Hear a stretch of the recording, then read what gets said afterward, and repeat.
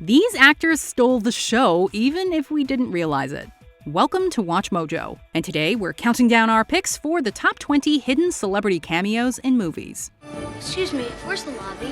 Down the hall and to the left. Thanks.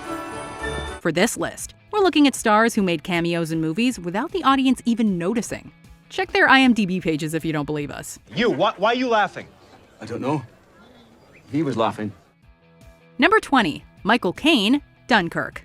You can't have a Christopher Nolan movie without Michael Caine, but the English actor flew under the radar in Dunkirk. Check fuel, Fortis 1 and 2. While Caine does not appear on screen, Tom Hardy and Jack Lowden do receive a radio message at one point from a familiar voice. And keep an eye on that gauge, even when it gets lively. Safe enough to get back.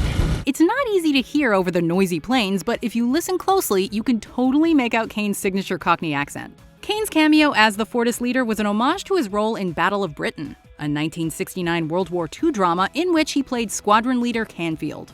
Almost 5 decades later, Caine is still fighting the same war. The engine's overheating and so am I. We either stand down or blow up. Which do you want? Number 19, Bill Murray, Dumb and Dumber 2. I like what you've done with the place. Nice cappuccino machine. In this long-awaited sequel, the Farrelly brothers not only reunited with stars Jim Carrey and Jeff Daniels, but Bill Murray as well. Who's the astronaut? Oh, that's my roommate. If you missed Murray, that's because he was hidden under a hazmat suit. Returning home for the first time in 20 years, Lloyd learns that Harry has been sharing the apartment with a mysterious man named Ice Pick. How's it going, Ice Pick? Best day ever. Greatest day of my life, really. Calling Walter White to mind, Murray's character makes a living by cooking rock candy that people and cats go crazy for. Folks come from all over the city to buy it. The movie might be called Dumb and Dumber 2, but this is actually a pretty clever Easter egg that only the most attentive moviegoers caught. Burning my eyes. Must be Cajun style. Number 18, Steven Spielberg, The Blues Brothers. The climax of this comedy classic throws in everything but the kitchen sink. With the police, firefighters, and even the military pursuing the Blues Brothers, it's easy to miss arguably the most iconic director alive. Can I help you? As the world outside his office erupts in chaos, a Cook County assessor played by Steven Spielberg obliviously eats his sandwich. Lunch is interrupted by Jake and Elwood, who pay their taxes just before the authorities cuff them. $5,000, it's all there, pal. Spielberg signs the receipts with the name R.J. Daley, a subtle nod to Chicago Mayor Richard J. Daley. And here is your receipt. 1 year before Blues Brothers, Spielberg notably directed John Belushi in the war comedy 1941. I'd like to eat sauerkraut for the rest of your life. By the way, don't be surprised if Dan Aykroyd pops up in a Spielberg picture later on. Number 17, Jim Carrey, Liar Liar. We know what you're thinking. Jim Carrey was the lead in Liar Liar. How could he have a cameo in his own star vehicle? Here she comes to wreck the day! Well, remember the scene where Fletcher Reed gets injured at the airport? Look closely as his family shoves their way through a crowd of people. In the background, you might recognize a grinning fireman hidden behind a pair of shades. Yeah, he's my husband. Was my husband. It is none other than Carrey, standing just a few feet away from Fletcher. This is apparently supposed to be Fire Marshal Bill, a recurring character Carrey portrayed on In Living Color. Nice to meet you, folks. Fire Marshal Bill here. Won't you come in? Hey, if Ace Ventura and Stanley Ipkiss can exist in the same universe, why not Fletcher and Bill? Number 16, Garrett Morris, Ant-Man. When Scott Lang takes his Ant-Man suit for a test drive, he lands on the roof of a car parked outside.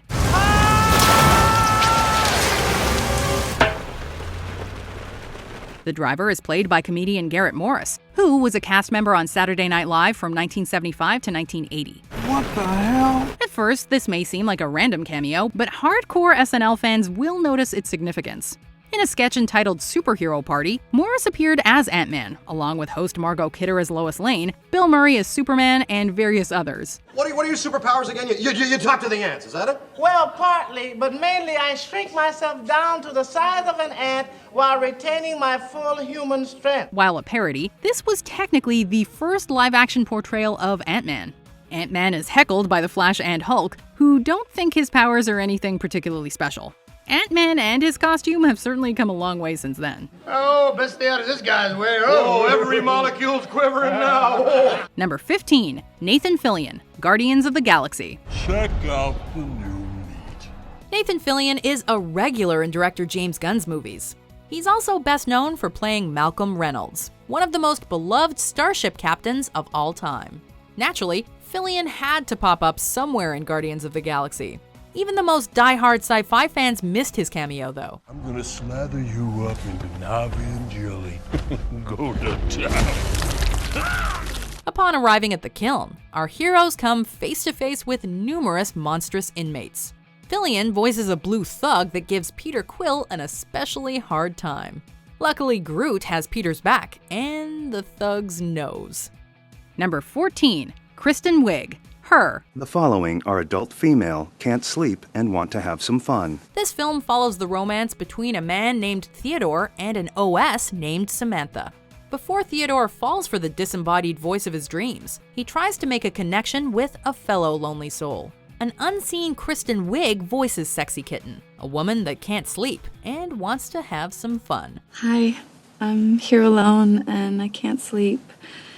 Who's out there to share this bed with me? Initially, she seems like an ideal candidate for a phone sex hookup. When she starts talking about dead cats, however, Theodore suddenly loses his sex drive.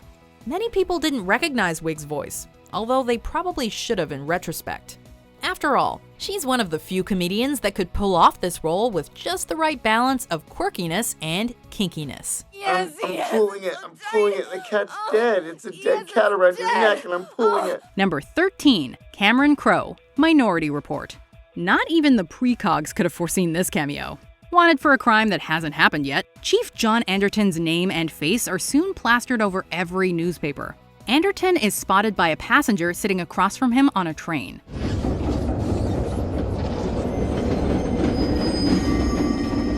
Even if you don't recognize the passenger, you might have seen some of his movies, which include Almost Famous, Jerry Maguire, and Say Anything.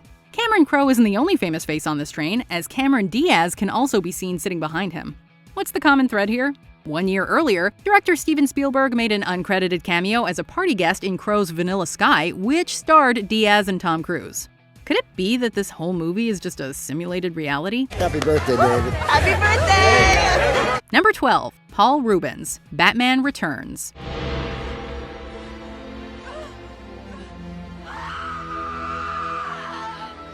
Previously working with Tim Burton on Pee-wee's Big Adventure, Reubens' appearance in Batman Returns saw him play a completely different kind of character. Perhaps that's why he slipped by unnoticed. The usually eccentric Reubens stars as Tucker Cobblepot, a restrained, distant man who views his newly born son as an abomination.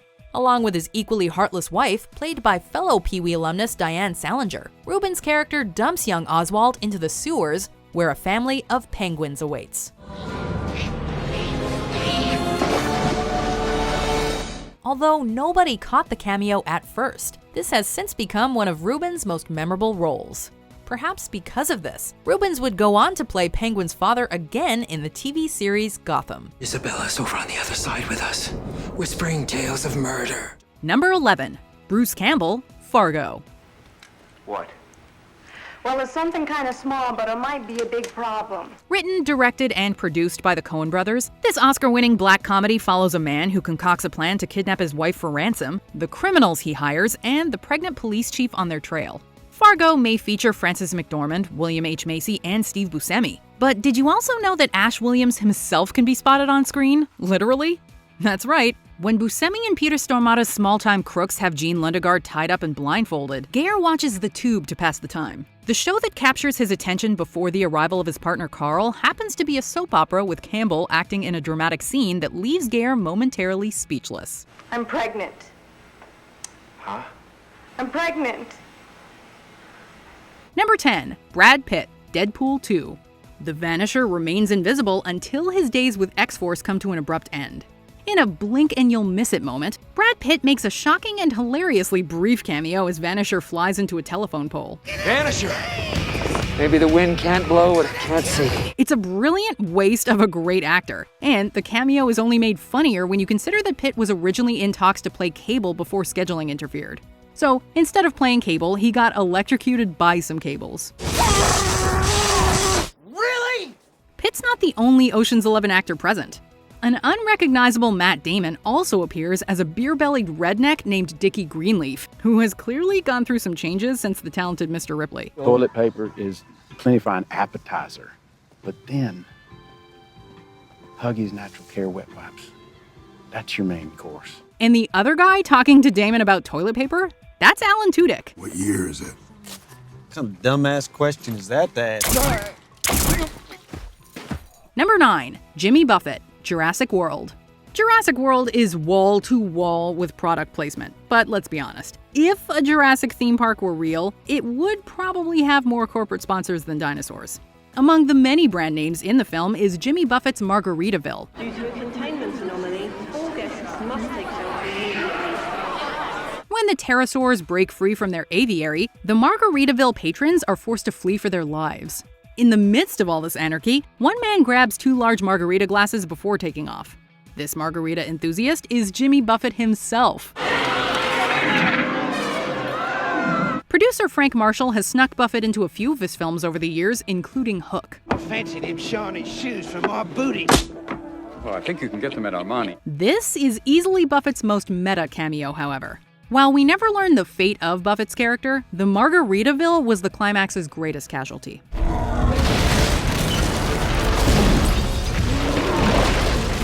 Number 8, Lucy Lawless, Spider-Man. We all know that Bruce Campbell appeared throughout the original Spider-Man trilogy, but he's not the only actor with close ties to director Sam Raimi. What's your name, kid? The human spider. The human spider, that's it? That's the best you got? Yeah. Oh, that sucks. As Spider-Man rises up as the hero New York needs, several residents share their thoughts on the web-slinger. This is not a man. My brother saw him building a nest in the Lincoln Center fountain. A punk rock woman is turned on by the idea of a guy with 8 hands. Guy with 8 hands. Sounds hot. Given that she's best known for playing the titular character in Xena Warrior Princess, it likely didn't occur to you that this New Yorker is Lucy Lawless. Raimi actually helped develop the Xena TV series, which was co-created by Lawless's husband, Robert Tappert. Why wasn't I told? Of course, we're still waiting for an official crossover between Spidey and Xena. That's gotta exist somewhere in the Spider-Verse, right? Number 7, Dan Aykroyd, Indiana Jones and the Temple of Doom. Ah, Dr. Jones, I'm Weber. Trying to escape from Shanghai, Indy and his friends get some help from a British military officer named Art Weber. Dan Aykroyd plays Weber, although it likely took audiences multiple viewings to realize this. But there might be a slight inconvenience as you will be riding on a cargo full of live poultry. Is he kidding? It's easy to overlook Aykroyd's presence since the camera never zooms in on his face. Plus, he puts on a thick English accent and delivers his lines at a rapid pace. Kevin, aren't you Willie Scott, the famous American female vocalist? And Aykroyd isn't the only big name that makes an appearance in this scene. Director Steven Spielberg, co-writer George Lucas, associate producer Kathleen Kennedy, and executive producer Frank Marshall can all be spotted at the airport. Talk about cameo overload. Oh yeah, Jen! Number 6, George Harrison, Monty Python's Life of Brian. You may be surprised by the sheer number of times George Harrison has crossed paths with the Monty Python crew. Eric Idle directed a music video for Cracker Box Palace, and Harrison was a producer for the Lumberjack song. He's a lumberjack, he's all day, he sings all night and he works all day. The former Beatle even helped get Monty Python's Life of Brian off the ground, forming Handmade Films to finance the picture. Let's go to Stoning.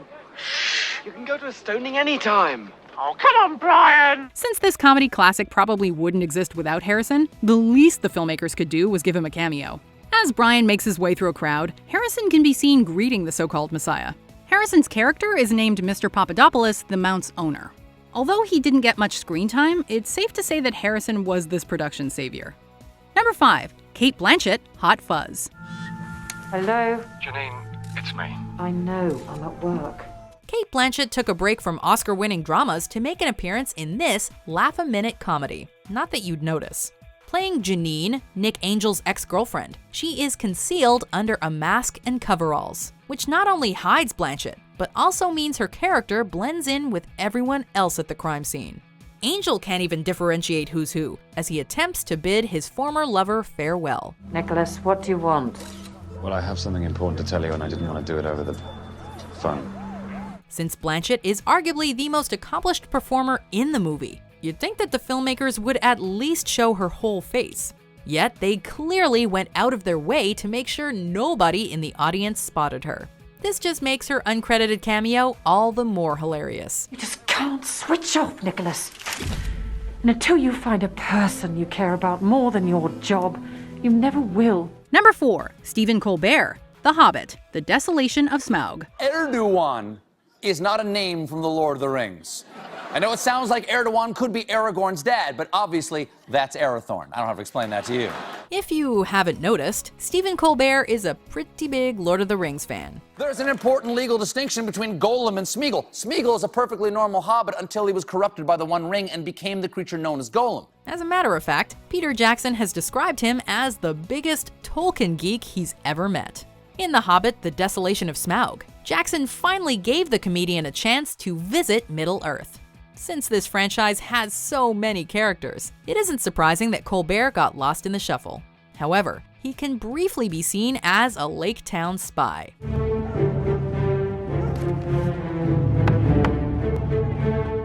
He's only on screen for a few seconds, but at least Colbert can say that he's officially part of Tolkien mythology.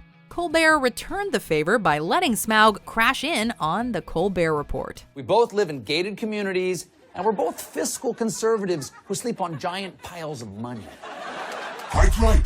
Time to return to the gold standard. Number 3. Glenn Close, Hook. You bet against me bringing Pan back here, didn't you? No. Hook has a couple of fun cameos, but this one is by far the sneakiest. Hiding an Oscar-nominated actress in plain sight is no easy task, but director Steven Spielberg pulled it off in this scene. I did. Yes, you made a boo-boo. I did. Captain Hook isn't at all pleased with fellow pirate Gutless, played by an unrecognizable Glenn Close. As punishment for doubting him, Hook condemns Gutless to the boo box with a couple of scorpions. The boo box. Yeah. Although Gutless is supposedly a man, it wasn't uncommon for women to disguise themselves as male pirates, so perhaps that's the basis behind this cameo. It also wouldn't be the last time Close has done drag. You never wear a dress. Number 2. Steve Buscemi, Pulp Fiction. Hi, I'm Buddy. What can I get you? John Travolta and Uma Thurman are nothing short of captivating during the Jackrabbit Slim scene in Quentin Tarantino's Pulp Fiction. Since all eyes are on these two, audiences often fail to notice Steve Buscemi as their waiter. Dressed as Buddy Holly, Buscemi's character serves up a bloody-as-hell steak and a $5 shake with no bourbon. How do you want that cooked? Run to a crisp or bloody as hell? Bloody as hell, and oh yeah, look at this, vanilla Coke. Buscemi previously played Mr. Pink in Tarantino's Reservoir Dogs, which is technically set in the same universe.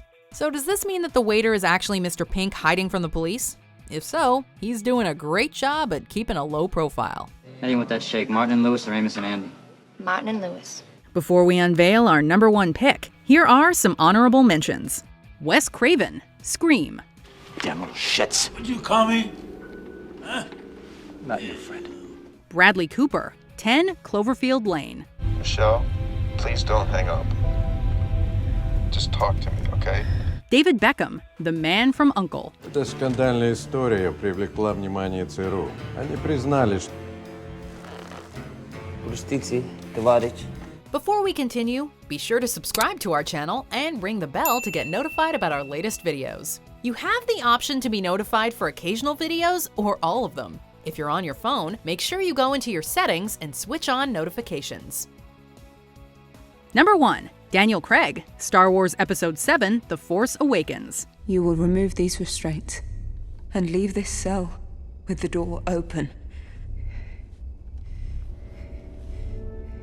What did you say? Daniel Craig has become iconic for his portrayal of James Bond, but that's not the only blockbuster franchise he's taken part in. Everyone was stunned to learn that Craig played a stormtrooper in Star Wars The Force Awakens. Which stormtrooper, you ask? Remember the soldier that was put in charge of guarding Rey on Starkiller Base? The one that Rey completely mind-tricked and forced to remove her restraints, leave the cell open, and drop his weapon? Daniel Craig. I'll tighten those restraints, scavenger scum. What makes this cameo especially ingenious is that the stormtrooper is named JB-007, a clear homage to James Bond and his codename. Well played, Abrams. Well played. I will remove these restraints and leave the cell with the door open.